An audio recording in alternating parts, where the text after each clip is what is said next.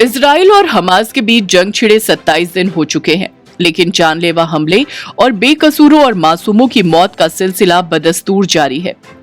Israel Hamas युद्ध अगर और आगे बढ़ा तो इसका असर भारत समेत पूरी दुनिया पर पड़ने की आशंका जताई जा रही है। तो वहीं एक्सपर्ट्स का कहना है कि इससे मंदी भी आ सकती है।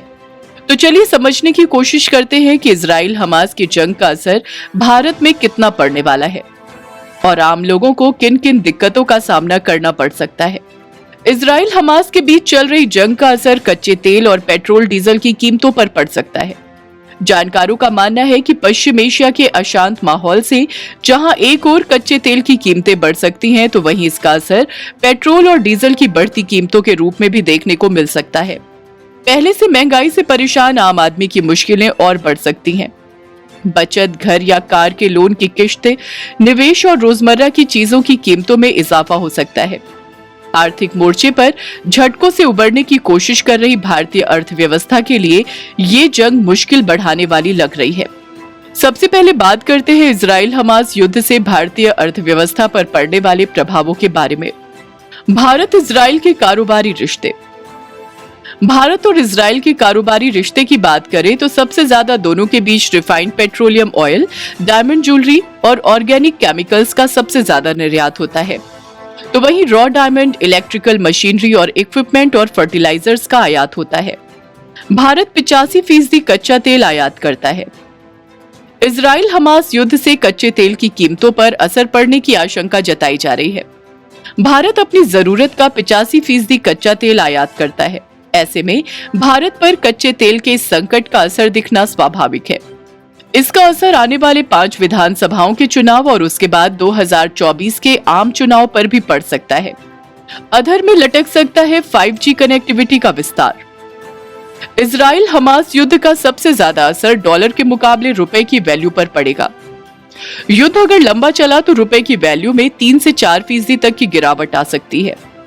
भारत में 5G के लिए अभी जो टेलीकॉम इक्विपमेंट्स इस्तेमाल होते हैं, उसमें करीब 67% विदेश से आयात किए जाते हैं। रुपया कमजोर होने से इनका आयात महंगा होगा। 5G नेटवर्क के उपकरणों पर 2,500 करोड़ रुपए का अतिरिक्त बोझ पड़ सकता है। इससे नेटवर्क विस्तार में देरी हो सकती है। महंगा हो सकता है निर्यात। इजराइल हमास युद्ध की वजह से निर्यातकों के लिए शिपिंग कॉस्ट बढ़ सकती है। अभी इजराइल के साथ भारत का द्विपक्षीय मर्केंडाइज और सर्विसेज ट्रेंड करीब 99,000 करोड़ रुपए का है। इससे इजराइल के साथ हमारे द्विपक्षीय व्यापार पर बुरा असर पड़ेगा और साथ ही कई यूरोपीय देशों के साथ व्यापार को या तो महंगा बनाएगा या प्रॉफिट को कम करेगा। डायमंड ज्वेलरी के कारोबार पर पड़ेगा बुरा असर। दुनिया में हीरे तराशने का सबसे बड़ा मार्केट गुजरात के सूरत में है। इजराइल हर साल भारत को 1.2 अरब डॉलर यानी करीब 10,000 करोड़ रुपए के कट एंड पॉलिश डायमंड निर्यात करता है। तो भारत से 52 करोड़ डॉलर के रफ डायमंड और 22 करोड़ डॉलर के कट एंड पॉलिश डायमंड आयात करता है। ऐसे में इजराइल हमास युद्ध का इस कारोबार पर बुरा असर पड़ सकता है।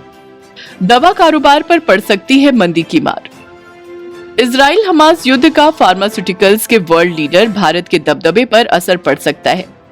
भारत पश्चिमी एशिया, उत्तरी अफ्रीका और यूरोप के कई देशों को बड़े पैमाने पर दवा का निर्यात करता है। युद्ध की वजह से बीते 2 हफ्ते में दवाओं की खेप में कमी आई है। कारोबारी घरानों को बड़ा झटका। इजराइल हमास युद्ध से भारत के कई बड़े कॉरपोरेट हाउसेस को बड़ा झटका लग सकता है, क्योंकि भारत की Sun Pharma, Adani group, Tata consultancy services, Wipro, Bharatiya state bank, Larsen and ट्रूबो, भारत फोर्ज और इन्फोसिस जैसी बड़ी कंपनियां इजराइल में कारोबार करती हैं। युद्ध लंबा खिंचने पर इन कंपनियों को बड़ा नुकसान हो सकता है। सूती कपड़ों के निर्यात पर भी असर। इसके अलावा भारतीय कारोबारियों के होम टेक्सटाइल्स और फर्निशिंग कारोबार पर भी बुरा असर पड़ने की आशंका जताई जा रही है, क्योंकि भारत इजराइल को सूती कपड़ों का निर्यात करता है। ये तो रही बात भारतीय अर्थव्यवस्था पर इजराइल हमास युद्ध से पड़ने वाले प्रभावों की बात। अब जानेंगे कि अगर युद्ध लंबा खिंचा तो भारतीयों की जेब इससे किस तरह प्रभावित हो सकती है। फाइनेंशियल एक्सपर्ट की माने तो किन्हीं भी दो देशों के बीच जब युद्ध होता है तो उसका असर उन सब देशों पर पड़ता है जिनके साथ उनके आर्थिक संबंध है। मौजूदा ग्लोबलाइज्ड इकोनॉमी में वैसे भी सारे देश एक दूसरे से जुड़े हुए हैं। जिन भी देशों का इजराइल या आसपास के देशों के साथ व्यापारिक संबंध है, इस युद्ध से वो सभी देश प्रभावित हो सकते हैं। अगर युद्ध लंबा चलता है तो इसका असर पूरी दुनिया पर पड़ना लाजमी है, जैसा कि रूस यूक्रेन युद्ध में देखा गया। इस युद्ध का असर मार्केट पर भी पड़ेगा।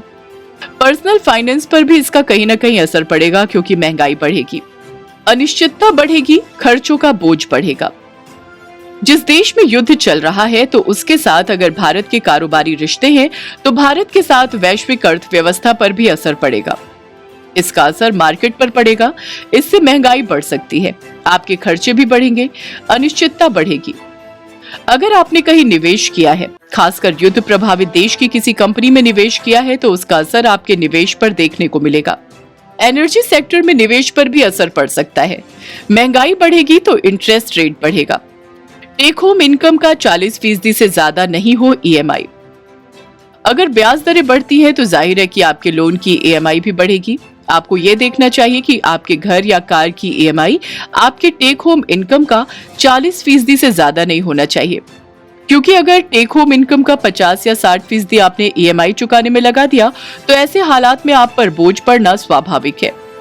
बचत पर पड़ेगा बुरा असर। अगर आपके खर्चे बढ़ गए और EMI बढ़ गई तो जाहिर है कि बचत पर उसका नेगेटिव असर पड़ेगा। कई बार मुश्किल हालात में बचत बंद भी करनी पड़ सकती है, जैसा कोरोना महामारी के दौरान देखा गया था। लेकिन जिस तरह से इजराइल हमास की लड़ाई में अमेरिका की एंट्री हुई है, उससे तो यही लग रहा है कि अभी ये जंग रुकने वाली नहीं है।